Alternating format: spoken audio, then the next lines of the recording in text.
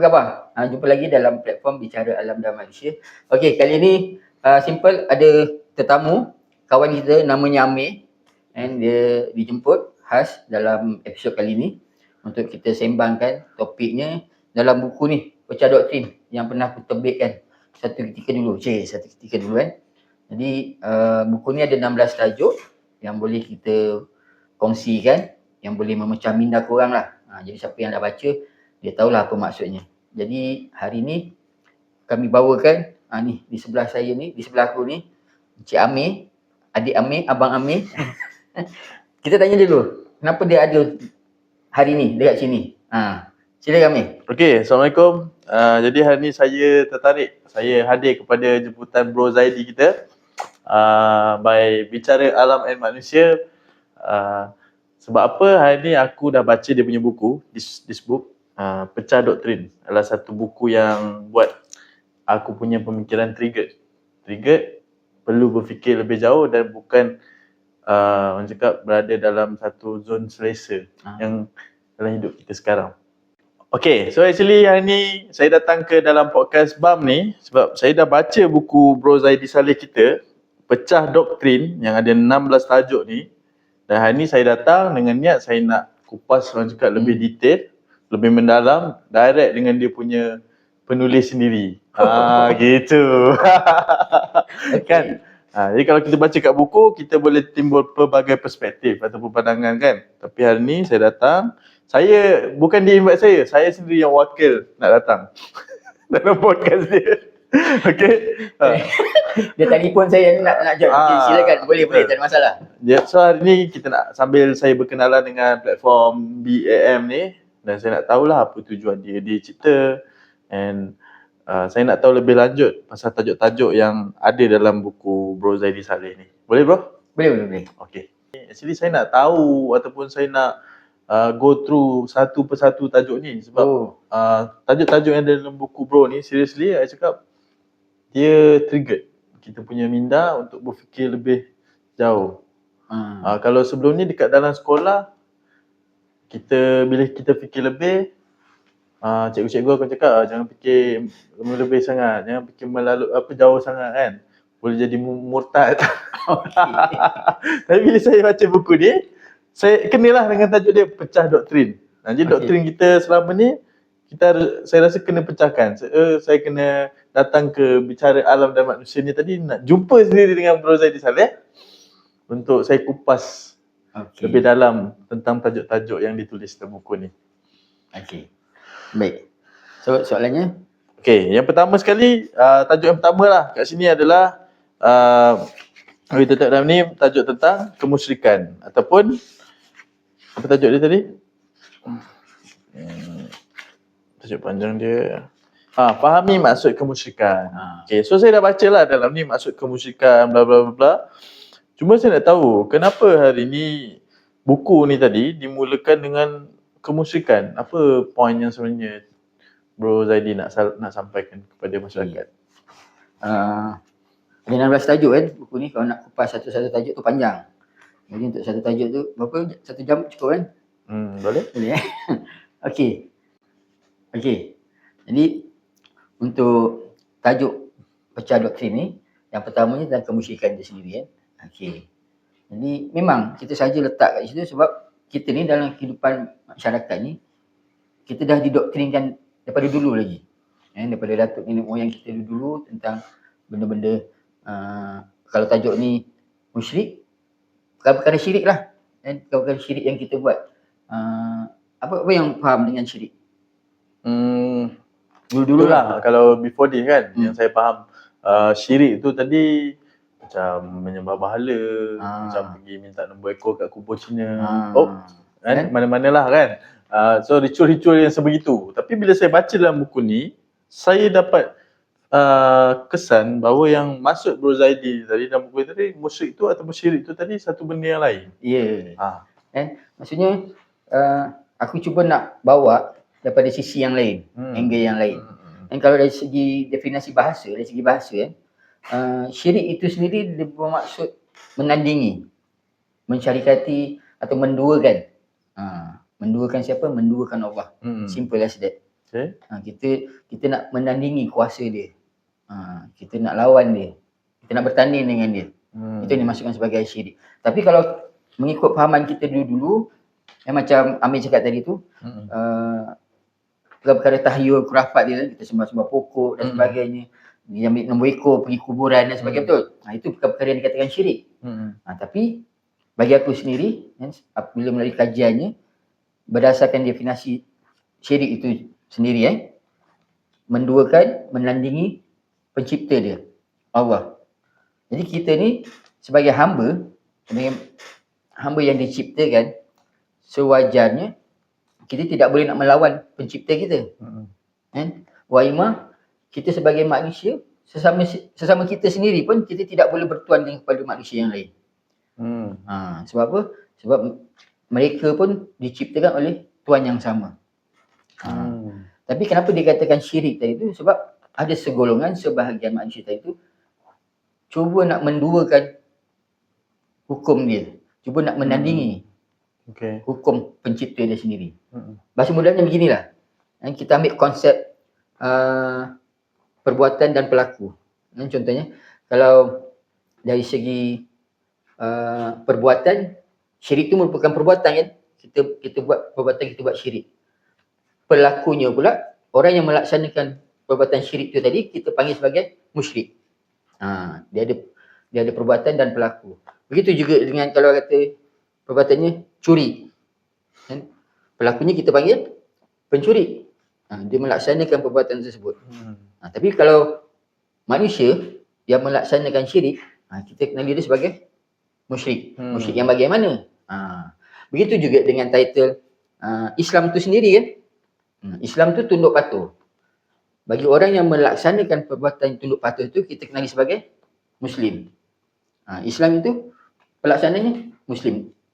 Sesiapa sahaja, manusia, tak kira ada Melayu, Cina, India, dan bangsa apa sekalipun, sekiranya dia tunduk patuh kepada sistem Tuhan, hukum Allah, dia dikenali sebagai Muslim. Itu aku nak nampakkan dua konsep ni. Pelakunya dan perbuatan tadi tu. Begitu juga dengan konsep syirik ni tadi. Bagi siapa yang melaksanakan perbuatan syirik yang besar, yang luas ni maksudnya kita menandingi hukum selain hukum dia, kita automatik telah melaksanakan kemusyrikan itu sendiri.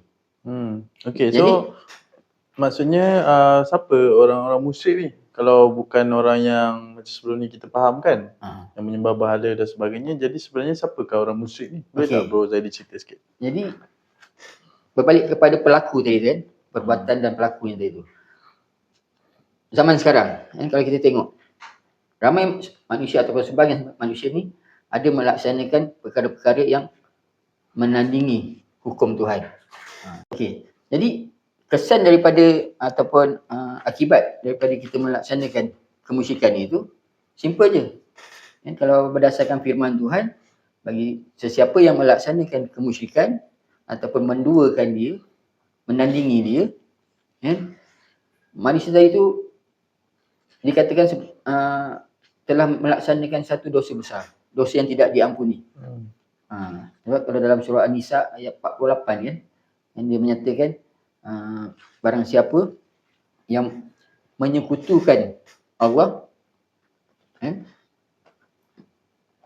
dosa itulah satu dosa besar yang tidak akan diampuni oleh dia. Itu yang dikatakan kemusyrikan itu sendiri, musyrik. Kenapa dia katakan sampai melaksanakan satu dosa besar? Betul kan? Maksudnya dia punya akibat tu it's a huge, besar sangat. Sampai Allah bagi firman dia, siapa yang menduakan dia, memusyrikkan dia, dosanya dosa yang tak diampun. Dah lah tak diampun, merupakan satu dosa yang besar. Jadi kat sini kita nak nampakkan bahawa menyekutukan dia merupakan satu perbuatan yang betul-betul dia tak suka. Tapi kalau kita tengok kehidupan kita sekarang, ada tak kehidupan kita, manusia kita berada dalam lingkungan seperti itu? Ada tak, Mai? Ada. Bagi contoh apa? Saya nak tahu. Saya tak tahu. Kan? Macam mana tak tahu? Sebab dah baca, mesti tahu sikit-sikit. Maksudnya? Okey, simple je. Macam mana kita nak tahu kehidupan manusia zaman sekarang ni telah menduakan dia, mensyirikkan dia, yang melaksanakan satu dosa yang besar, berdasarkan firman surah Al-Maidah ayat 90. Dan apabila manusia-manusia dalam melanggar hukum, telah melaksanakan hukum selain daripada hukum dia, automatik dia telah menandingi hukum Tuhan. Apa dia perbuatan-perbuatan yang dikatakan sebagai musyrik? Pertama, kalau berdasarkan surah Al-Maidah ayat 90 tu, dia katakan meminum khamar, betul kan? Menyembah berhala, apa lagi? Mengundi nasib dengan anak panah. Itu semua adalah perbuatan-perbuatan yang dikatakan perbuatan-perbuatan setan. Okey, itu tadi yang dikatakan sebagai kemusyrikan. Simple. Maksudnya selain daripada hukum Tuhan, bila kita melaksanakan juga, kita telah melakukan perkara syirik. Kemusyrikan tadi tu. Kita membuat perkara selain daripada hukum dia. Itu. Simple as that.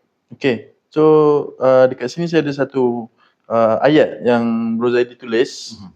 Dia cakap kat sini, tidak boleh ada satu pun makhluk yang menjadi pemilik atau raja dari makhluk lainnya. Jadi kat sini apa maksud dia sebenarnya? Mungkin Bro Zaidi boleh terangkan. Apa maksud dengan tidak boleh, manusia tidak boleh menjadi raja kepada makhluk yang lainnya? Simple je. Kita semua ni diciptakan oleh satu pencipta yang kita kenal sebagai Tuhan ataupun Allah. Orang Islam ni lah. Kalau lain-lain ada nama yang lain. Tapi kalau yang kita tahu, Tuhan kita Allah. Dia adalah satu-satunya Tuhan ataupun Raja kepada sekalian umat manusia ni yang harus kita tunduk patuh. Yang harus kita abdi pada dia.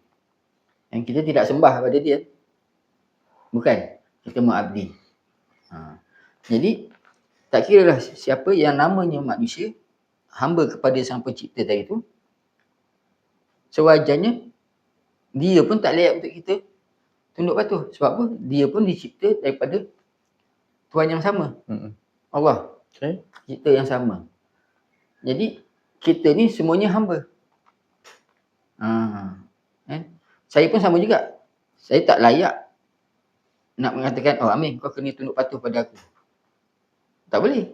Sebab yang menciptakan aku pun daripada dia. Amin pun yang menciptakan pun dia juga. Cuma sekarang ni kat sini, adakah kita semua ni sebagai manusia yang diciptakan, semuanya bukan manusia yang tunduk patuh pada perintah dia, pada hukum dia. Tak kira lah siapa kita. Tapi sekiranya kita melaksanakan selain daripada hukum dia, hukum ciptaan manusia itu sendiri, itu yang dikatakan kita telah melaksanakan kemusyrikan. Maksudnya macam hukum-hukum yang ada sekarang? Hukum yang macam mana tu sekarang? Kalau dekat Malaysia, sekarang kita ada hukum sendiri. Dekat mana-mana pun ada hukum ataupun law yang sendiri. Baik. Macam mana tu pendapat Bro? Simple je. Hukum yang hak sebenarnya datangnya semua daripada Allah, daripada Tuhan. Kita tak boleh nak ragu. Kita tak perlu pun ragu-ragu akan hukum dia. Dalam dunia ni, semuanya diciptakan berdasarkan sistem dia, berdasarkan hukum dia. Jadi, kenapa bila hukum yang dah ada, yang dah lengkap, yang dah solid tadi tu, dah diciptakan khusus untuk manusia, manusia tu cipta sistem yang lain pula. Ciptakan hukum yang lain pula. Nampak kan? Maksudnya hukum-hukum yang Tuhan ciptakan ni, sebenarnya dah ada lah terkait apa pemerintahan, politik, semua dah ada. Ekonomi, semua dah ada lah. Tapi disebabkan sebagai manusia tadi tu, yang suka nak menandingi pencipta dia, dia create another system. Dia cipta hukumnya yang lain. Itu yang dikatakan mensyarikati, menandingi pencipta dia. Jadi, zaman sekarang tu sama juga. Sebahagian manusia tadi tu, dia cipta undang-undang dia sendiri. Walhal, undang-undang yang dicipta oleh Tuhan pun dah ada, dah wujud. Tapi kita tak ikut. Ada sebahagian ikut, sebahagian tak ikut. Betul kan? Kenapa jadi macam tu? Itu persoalannya. Jadi nak nampakkan tentang memahami apa itu kemusyrikan, ini yang dikatakan kemusyrikan. Kita menandingi hukum selain daripada hukum dia. Wa ima bagi orang yang dah tahu pun tentang hukum itu, satu-satu hukum yang harus kita ikut, tapi dia pun tak laksanakan, dia laksanakan hukum yang lain. Ramai. Betul. Jadi basically yang saya faham lah kan, musyrik ni adalah apabila kita melanggar ataupun kita tak melaksanakan perintah Allah Subhanahu Wa Taala, so kita musyrik lah, betul tak? Kan? Secara konsep itu. Ya. Betul. Okay. Jadi soalan saya, Encik Zadi, hari ni, dalam dunia hari ni kan, saya yakin dan percaya ramai orang yang hari ni hidup di atas muka bumi ni tak guna pun hukum Allah. Ataupun kalau hukum Allah, of course lah kita tahu hukum yang ada dalam Al-Quran. Kalau secara Islamik kan, dalam pegangan orang Islam, hukum Allah kat mana? Semua orang mesti akan jawab dalam Quran ataupun hadis. Jadi hari ni saya yakin dan percaya dalam sekeliling kita sendiri pun, Malaysia ke luar negara pun, tak menggunakan hukum Allah ni secara 100%. So macam mana? Apa pendapat Syed Zadi? Ataupun ada tak cara untuk kita nak perbetulkan balik keadaan yang sekarang ni? Okey. Tu jauh ke depan kan soalan-soalan tadi tu. Okey. Simple je. Setiap negara bangsa dia ada hukum-hukum negara dia, hukum-hukum negerinya. Hukum hasil ciptaan manusia itu sendiri, sebahagian manusia itu kan. Betul. Sama juga kat tempat kita pun tak terlepas. Ada hukumnya ciptaan manusia itu sendiri. Yang mudahnya kita macam inilah. Kita ada hukum syariah, kita ada hukum sivil. Hukum syariah tu sudah pasti hukum yang datangnya daripada Tuhan, pencipta kita.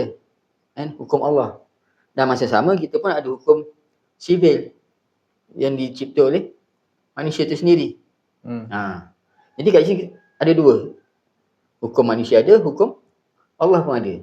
Yang mana satu yang kita nak pakai? Macam mana yang dikatakan kemusyrikan tadi tu, manusia melaksanakan musyrik apabila manusia tadi tu melaksanakan kedua-dua hukum ni tadi. Hukum Allah pun dia pakai, hukum manusia pun dia laksanakan.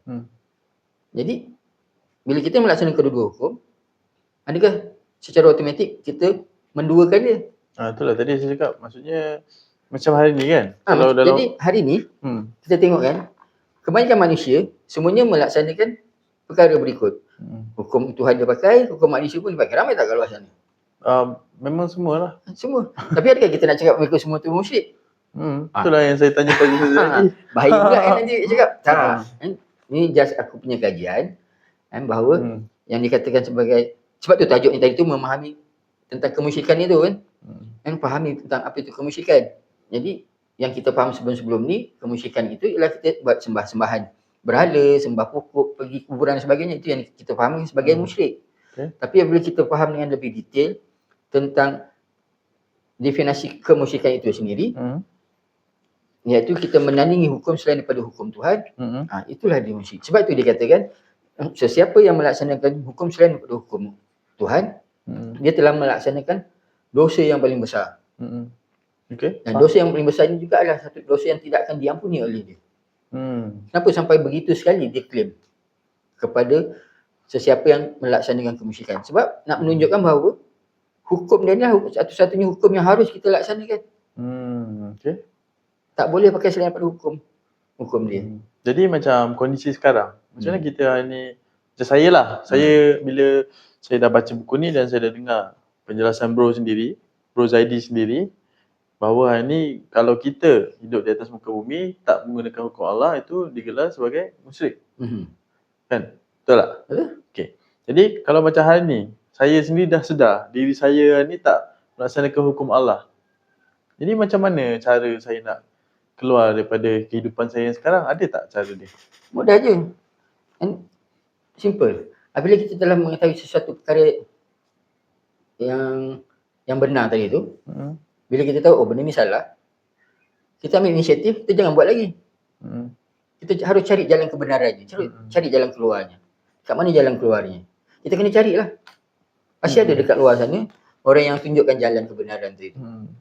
Sebab kalau kita dah faham tapi kita buat-buat tak faham, sama juga. Kita masih lagi duduk dalam kehidupan kemusyrikan tadi. Tapi macam Amir cakap tadi tu, saya dah faham dah, saya dah baca buku ni, dah jelas tentang begini masuk kemusyrikan. Jadi saya nak pergi kat mana? Betul? Persoalannya, kat mana kita nak pergi? Bila kita dah tahu dah kehidupan kita sekarang ni, kehidupannya berada dalam kehidupan memusyrikkan dia. Jadi apa yang boleh kita buat, kita selamatkan diri kita dulu, sebatas kita dulu. Kita faham, jadi kita jangan buat perkara yang dia tak suka. Sebagai contoh, perkara apa yang dia tak suka? Sembah-sembah dia, betul kan? Melaksanakan hukum selain pada hukum dia. Apa yang manusia sekarang ni buat selain pada hukum dia? Berlaku tak luar sekarang ni? Apa contohnya yang Amir faham? Macam-macam lah. Kalau berdasarkan Al-Quran, itulah yang tidak boleh mencuri, tidak berbuat baik. Ini sama lah actually kalau dalam Kristian ke, dalam Buddha ke, Hindu ke, yang saya buat research, basically Tuhan semua nak setiap agama ni ikut benda yang sama, tinggalkan benda yang sama. Ya, betul. Tak ada agama kat luar tu kan suruh kita buat perkara yang buruk. Tak ada. Yalah. Betul. Kan? Cuma apa yang boleh kita tahu, sebagian manusia kat luar tu kebanyakannya melaksanakan dua hukum ni. Hukum Tuhan nak, hukum manusia pun dia nak. Jadi firmannya pun dah menerangkan kita tak boleh nak melaksanakan kedua hukum tersebut. Kenapa jadi begitu? Ini pun satu persoalan juga. Apabila manusia-manusia telah dilalaikan oleh kebendaan, kemewahan. Dan kita ambil contohlah. Nak membuktikan yang hukum Tuhan ni tak berlaku. Contoh kalau orang berzina, kena buat apa? Kena rejam kan? Berlaku tak benda tu? Kalau orang mencuri, potong tangan tak? Berlaku tak benda tu? Tak. Tapi dalam firmannya mengatakan begitu kan? Jadi kenapa tak berlaku? Tanya sendiri. Contoh. Okay. So, maksudnya hukum Allah, kalau saya pernah tanya soalan ni kepada certain individu lah. Dia cakap, hari ni hukum-hukum macam tu, hukum-hukum macam tu dah tak boleh pakai. Sebab negara kita ni negara ada undang-undangnya sendiri. Jadi itulah yang saya fikir, kalau hukum Allah tu ataupun hukum yang Allah bagi tahu dalam Al-Quran tu manusia ni cakap tak boleh pakai.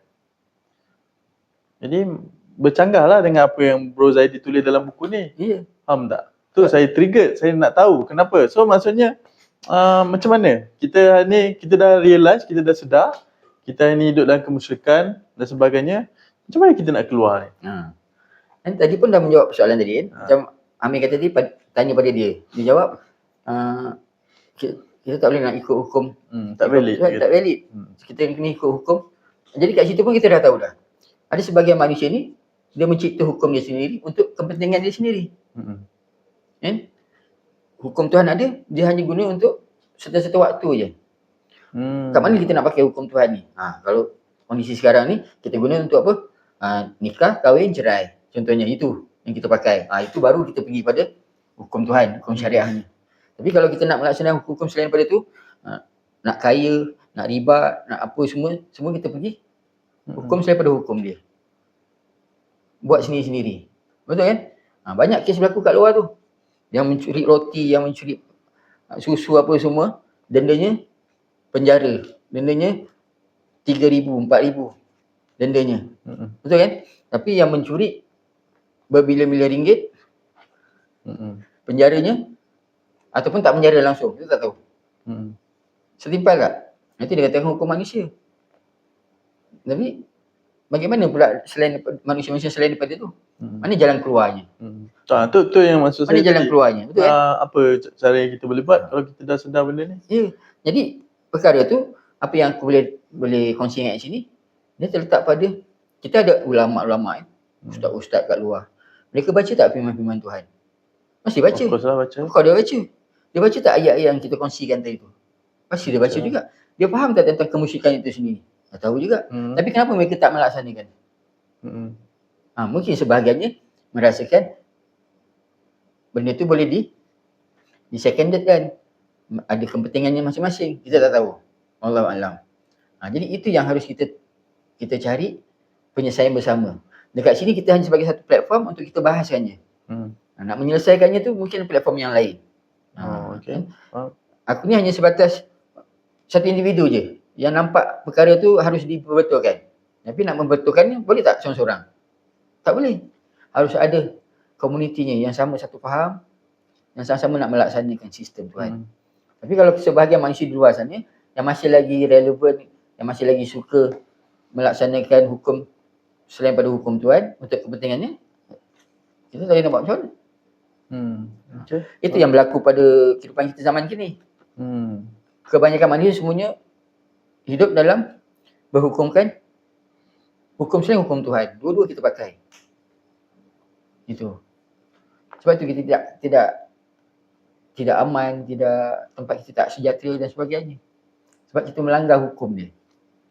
Bagi siapa yang tahu, bagi siapa yang faham, fahamlah. Itu. Ke jauh sangat. Okay. Dapat jugalah. Lagi? Alright. So far, saya pun tak tahu dah apa nak tanya. Sebab saya dah faham lah tajuk musyrik ni. Cuma topik ni kalau dibahaskan lagi, dia boleh pergi jauh. Dia boleh pergi sampai kepada pemerintah tu. Wak Iman sampai raja sendiri pun nanti boleh terkesan. Sebab mereka pun manusia juga yang diciptakan. Betul kan? Betul. Jadi sebagai manusia biasa pun sama juga. Mereka pun manusia yang diciptakan. Jadi raja yang sebenarnya siapa? Adakah raja manusia ataupun raja kepada seluruh umat manusia? Mesti raja kepada seluruh umat manusia. Yang menciptakan, siapa raja tu? Allah, Tuhan semesta alam. Itulah raja kepada manusia. Betul. Jadi raja yang ada sekarang ni sama juga, diciptakan oleh Tuhan yang sama. Jadi tak wajar kita nak tunduk patuh pada dia. Sebab dia pun diciptakan oleh sang pencipta yang sama. Jadi kalau raja kepada manusia sekarang ni tidak melaksanakan hukum berdasarkan hukum Tuhan, adakah wajar kita nak tunduk patuh pada dia juga? Tak lah. Sudah pasti tak. Kalau kata konsep raja sekarang ni, kan? Raja tu pun diberi title oleh manusia yang lain kan? Kalau ikut sejarahnya. Contoh. Bukan title raja tu datang daripada pencipta dia. Tak juga. Sebab Tuhan tu dia bagi sama rata je. Diciptakan manusia ni sama rata. So kita ni tak layak nak bertuankan kepada manusia yang lain. Itu je. Simple as that. Faham? Sampai satu waktu nanti akan dijelaskan, dikembangkan lagi. Okay. Okay. Boleh. Cukup? Cukup. So, okay guys. Itu tadi untuk episod kali ni. Topiknya nampak macam okey, simple-simple je. Tapi sebenarnya topik panas ni. Bagi mereka yang faham, tahu apa isi kandungannya. Tapi kalau sekadar ambil surface saja, dia jadi macam tu je lah. Kalau macam Amir ni baguslah. Dia baca, dia faham, dia nak tahu lebih. Sampai ke studio dia datang sini kan. Nak mencari jawapannya. Okey lah. InsyaAllah guys, so nanti saya nak datang lagi untuk kupas next tajuk dengan Bro Zaidi Saleh. Boleh bro? Okey, Okay, baik. Okey Ini guys. buku mantap. Nanti kita jumpa lagi.